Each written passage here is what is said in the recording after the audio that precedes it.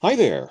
It was just announced in the Hollywood Reporter that more Game of Thrones prequel pitches are up for consideration, but another one that we had previously heard about has been declined on. What's really exciting is they said that instead of one animated project, as we'd previously heard of, they are now considering three separate animated projects. Two of them we don't know anything about, but the one that news just came out on is they are considering an animated project for the Golden Empire of Yi, which a lot of the book fans have been really excited for, that it's basically their world's fantasy version of China. And they have mentioned Yi in the books since the first novel, actually, just in passing, rarely, like when Daenerys is in cities in the very far east, like Vaistothraki or Karth, she'll notice, oh, there's a Yitish merchant all the way from Yiti here because he came west to do that. The narrative has never actually gone to Yiti, but it's really exciting. It's one of the big civilizations of the world, and we actually found out the most about it in the World of Ice and Fire source book. And when people are, oh, that's just recollected stuff or, made by the co-authors. No, all they did was collect together his notes, and they said word for word, everything about the lands east of the Dothraki and east of Karth, that isn't us. That's all these new chapters that Martin sent us in this big burst of creativity of, oh yeah, here's a chapter on this is what Yiti is like. This is what the Summer Isles are like. Well, that's to the west. Really good stuff. So it's a pretty substantial chapter, and it's an outline, but in broad brushstrokes, he covers thousands of years of history and dynasties rising and falling. Yiti is officially the oldest civilization in the world and the longest continuous one that we know of. That the Long Night was 8,000 years ago.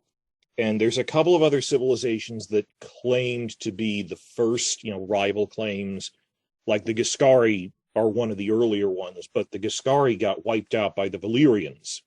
And the Valyrians always said, we didn't start when the Long Night happened. We started up 5,000 years ago. The Valyrians were a relative newcomer on the geopolitical scene.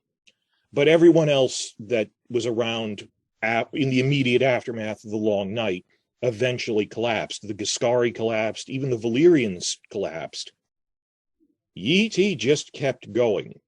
It's a lot like how China's civilization didn't have like a dark ages, like the way Rome did, where it's not really Rome anymore. It's barbarian invasions. That, yeah, there's sometimes been a civil war that lasted 100 years or something, but in terms of continuous written civilization, Yi as a society just kept going.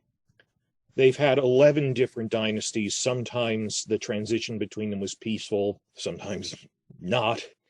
And Yi is huge. It's if Westeros is the land of the 7 kingdoms, this is the land of the 100 kingdoms. The idea is that they're a lot more advanced because they're so much older. They're 8,000 years old that they go, all the other civilizations are children compared to Yi. And they say that with some credibility, that there is some substance to that in terms of, agriculture methods, city planning, that it's stated their cities dwarf the largest ones in Westeros or the Free Cities, that their capital city, Yin, the Imperial Palace alone is the size of King's Landing.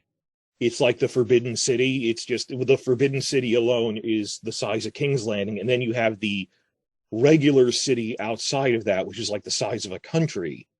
It reminds me of Ba Sing Se from the Avatar Last Airbender cartoon series, also Asia inspired.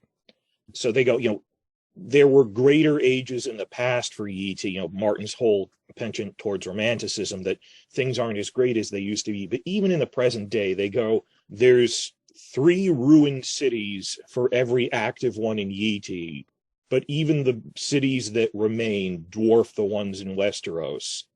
That they just built new cities over the old ones, and visitors there go, even their ruins dwarf our cities. And they're incalculably rich. It's where all the silk and spices come from. That people from Westeros have to go to Yi to get all the silk and spices. It's why it's so expensive. And this, I think, might be a tie-in to Corlys Velaryon from House of the Dragon, that they will mention in that he got so rich from making the spice voyage to Yeti. It takes a year there and a year back.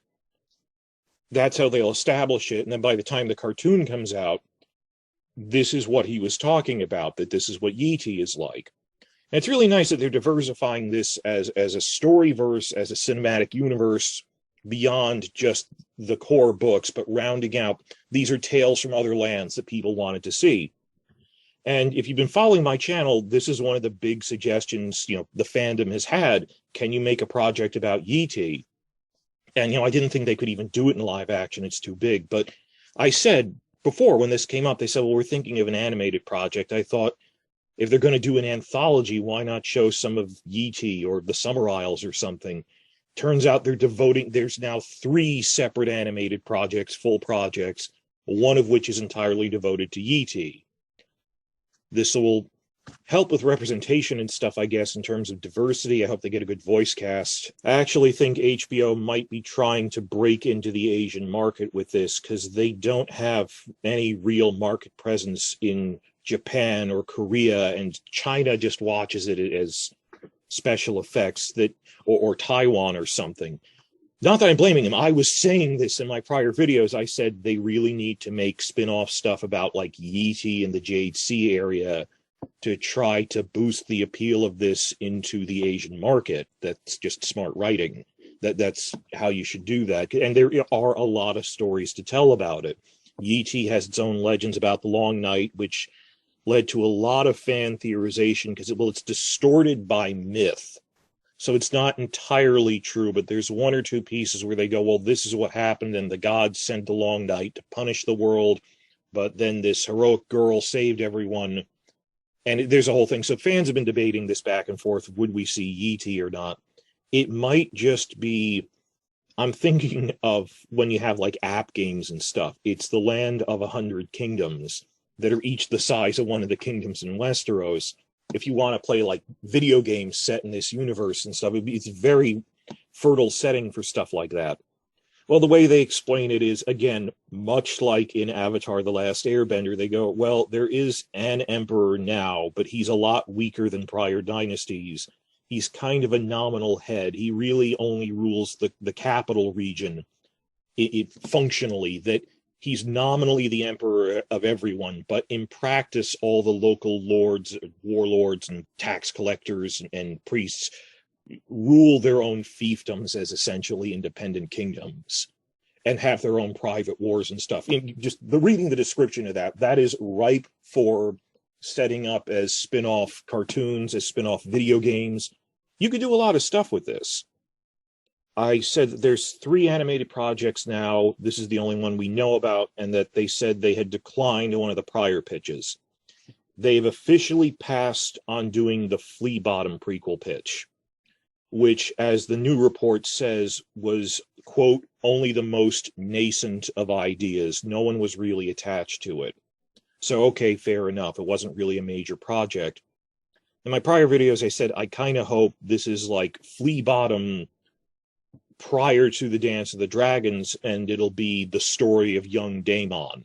Like, I could see that being a tie-in thing to House of the Dragon, if this is when Daemon was Lord Flea Bottom, taking it over and stuff. It's possible that's never what they intended, and they really wanted it to be like an anthology show in different centuries and stuff, which I really didn't want. So we never even knew exactly what it was about, and it turns out it was just an idea they were tossing around. No one was really attached to it. So given a choice between live-action Flea Bottom, or even with young Daemon, or animated Yeti expanding the universe, I will go with Yeti. And would anyone in the comments want that? Even a young Daemon show? I mean, because you can only do it for so much before it runs into House of the Dragon. Just an animated Yeti project, I'm a lot more happy about this. So instead of 1 animated project, there's 3, so that adds 2 new pitches, minus 1 for losing Flea Bottom. This is actually a net gain of 1 new pitch out there. So to run through the list of all active pitches and projects going on now very quickly, I numbered this starting with 0 because House of the Dragon isn't a pitch, it's actively filming. So that's coming soon. But beyond House of the Dragon, what else is there? 8 different ideas, counting everything, including ideas that are on hold.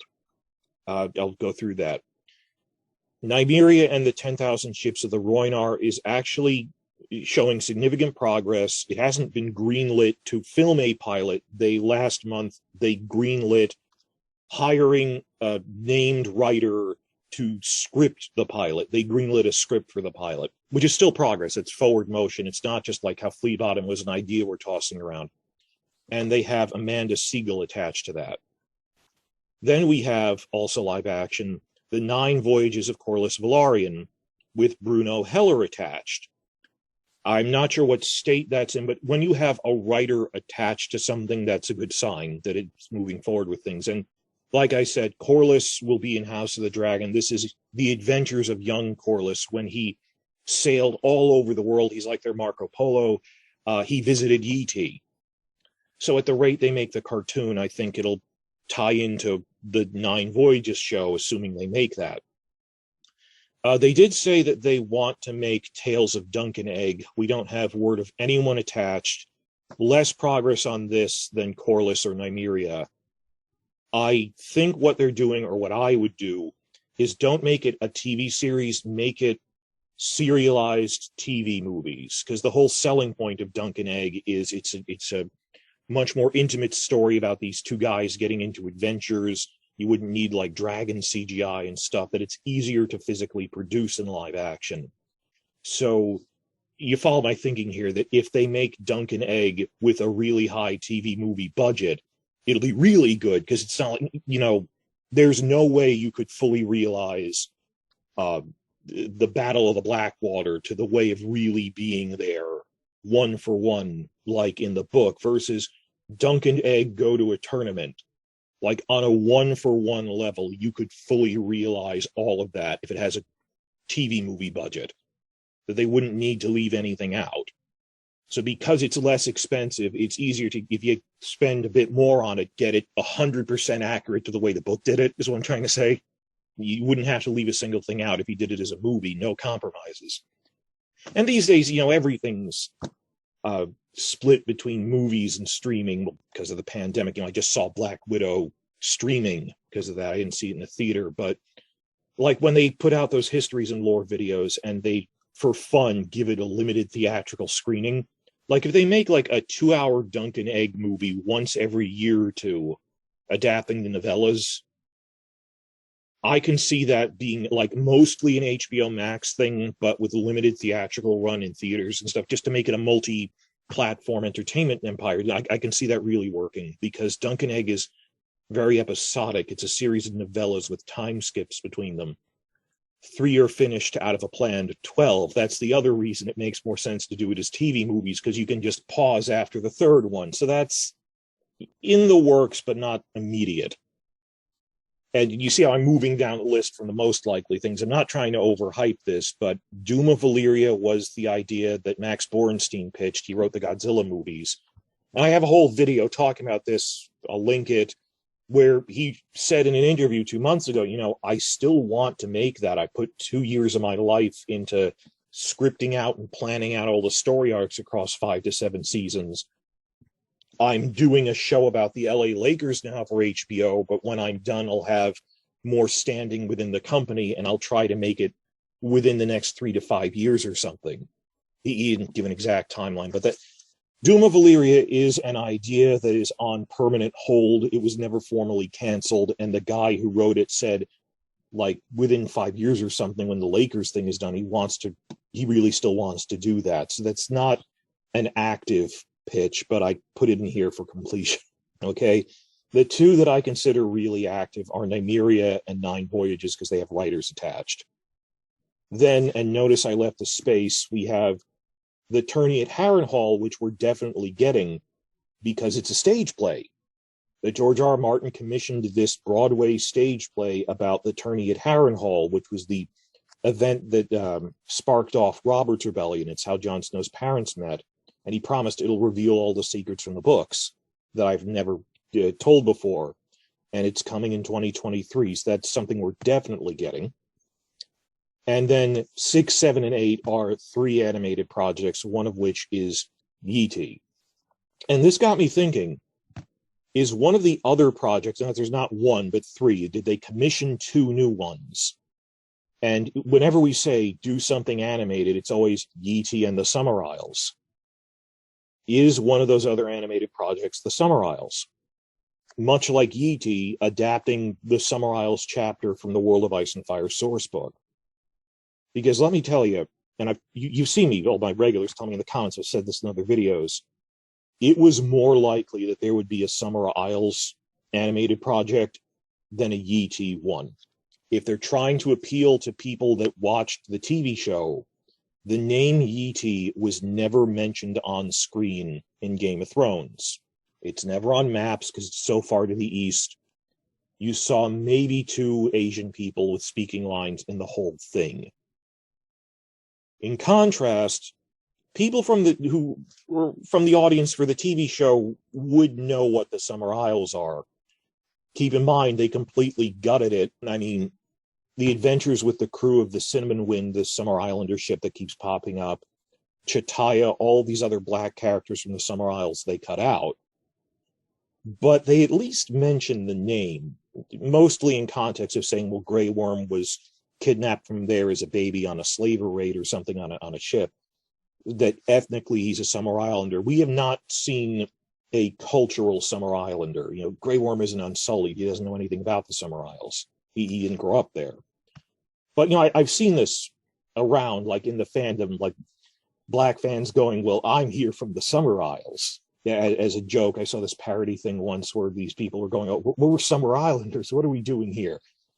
So, yeah, I've seen that around. So if you were to go up to a fan on the street, or, you know, regular casual fan on the floor of a Comic-Con who's just a TV viewer, and go, you ask them, do you know what Yee is? You get a blank stare, that they haven't heard of Yee. In contrast, if you ask someone who's only watched the TV show, do you know what the Summer Isles are? They go, aren't they like those tropical islands to the south where black people are from? So people are more familiar with it who are just TV fans. You could point to that. So I can see that happening. It was easier to pitch Summer Isles than it was a Yee show, yet Yee is getting an animated show. This very probably means we're getting a Summer Isles show. In contrast to Yee, where it's more like, it's like reading an RPG source book, where he's explaining, well, here's the dynasties, and here's the wars they fought with the plains nomads to the north, and the civil wars they had and what their kingdoms are like. It isn't as much of a full narrative, unless you do their origin myth about the Long Night, which is a myth. We're not sure if it's real or not, about the Bloodstone Emperor who was evil and plunged the world into chaos. But if you read the chapter, tell me in the comments, you read the chapter on the Summer Isles from the World of Ice and Fire, you go, this is a much more tight narrative. The story of Xanda Quo, the warrior queen who united the Summer Isles to fight off slaver attacks from Slaver's Bay, that this is one person as a character. You can't point to a specific character from Yee that you want to appear. It's talking about kingdoms and cities. There's named characters in the chapter from the Summer Isles. Xanda Quo, her daughter, all the stuff they got in there. On top of that, like looking at a map, the Summer Isles are a lot closer to Westeros. Like Yee is this fabled land far away. It isn't unusual to see Summer Islanders in the ports of King's Landing or Old Town or the docks of Lannisport. They go, oh yeah, they've been trading with us since the Long Night, because, you know, they're on the shipping lanes. It's relatively close by. So I strongly suspect, tell me what you guys think. What do you think the other 2 animated projects are? If I had to guess, I would say Summer Isles, and the remaining one would be like a supersized version of the Histories and Lore motion comics. People love those, but it would be like the motion comics with a higher budget, like a full animation budget, narrated by cast members in character. That's my wish list. That's what I want them to do. Have better Histories and Lore, Yee and Summer Isles.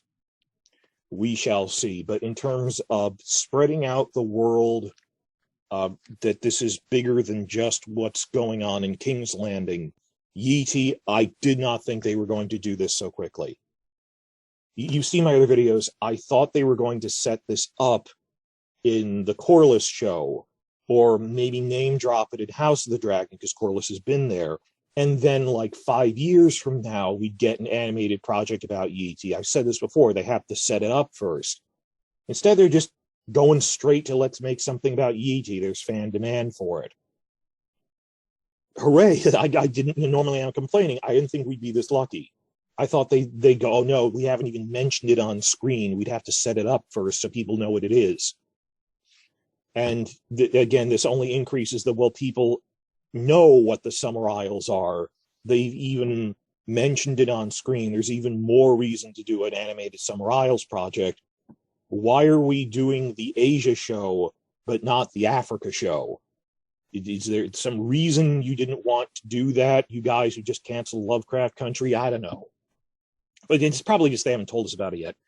And think about it, next weekend, I'm making this on Friday, next weekend is San Diego Comic-Con, virtual Comic-Con. And they don't have a House of the Dragon panel as such. I think they're going to release promo stuff. They have multiple panels for different HBO Max animation things, talking about this is the future of HBO Max's animation slate. So come to think of it, we might be getting some sort of official announcement about these in greater detail next weekend at the HBO Max animation panel for the slate of stuff they're putting out with that. So check back with that. So these are all of the prequels that they're either making, considering, on hold, but not formally canceled. Short version is the ones that are sooner instead of later are Nymeria, Corliss. Harrenhal is a stage play, but we're definitely getting it. And these animated projects. When they say we're considering a live action pitch, that's a whole process. When they say we're considering an animated thing, they usually go straight forward with it because it's easier to produce animation. Dungan Egg's probably not going to be for a while, though, and much less the Valyria thing. So I am excited about this. I did not anticipate getting this. So tell me in the comments, what are you looking forward to from a Yeetie show? Do you want, it's probably going to be some original content. Do you think it'll be straight up adapting the World of Ice and Fire chapter with specifically the story of the Golden Empire of the Dawn and the gods and like fable? It's like a myth. And how the Bloodstone Emperor killed his own sister to usurp the throne, worshipped a meteorite as a god, and the gods inflicted the long night on humanity as punishment for their wickedness. And then the girl with the monkey tail saved the world. Are they going to do that story, or are they going to space it out so it's more about dynasties rising and falling? Because they have 8,000 years worth of history, like the Civil War where Leng broke away. Leng is this big offshore island nation, which is kind of their version of Japan. So when I say it's a Yeetie show, it's more like a Jade Sea show. The entire Asia area of their fantasy world is the Jade Sea, and there's a couple of places around its waters, not just Yeetie. That's the big one. There's all these other island nations like Leng, Marahai, a couple of things in there. So it's a whole region. I'm thinking like Pokemon, where it's not just one town, it's a region. It's not just Yeetie, but even within Yeetie, there's so much stuff you could do. And, or would we see the present day where they go, well, there's actually like 3 emperors. It's like that whole split between Varys' riddle of what is power, where there's a king who says, I'm the lawful king. There's a soldier. And then you either have like a merchant or a priest. That, well, the emperor in the capital, he's kind of weak. And there's this rebel general to the north on the frontier who goes, well, I have an army. And then there's a third rival claimant in the east who's this evil sorcerer, a sorcerer priest guy, and headquartered at Carcosa, which is this strange city ruled by the Emperor in Yellow, where evil stalks the land. So interesting stuff you could do with the Yeetie show. What do you want to see from it? How would you do it? What do you think they're going to do? And what do you think about our odds for a Summer Isles show? Something very specifically the story of Xanda Quo. They can do that. Well, if you've enjoyed my rant here or want to keep up on other news, please like and subscribe, and I'll fall back on this when we get more news as it comes out from Comic-Con and other sources.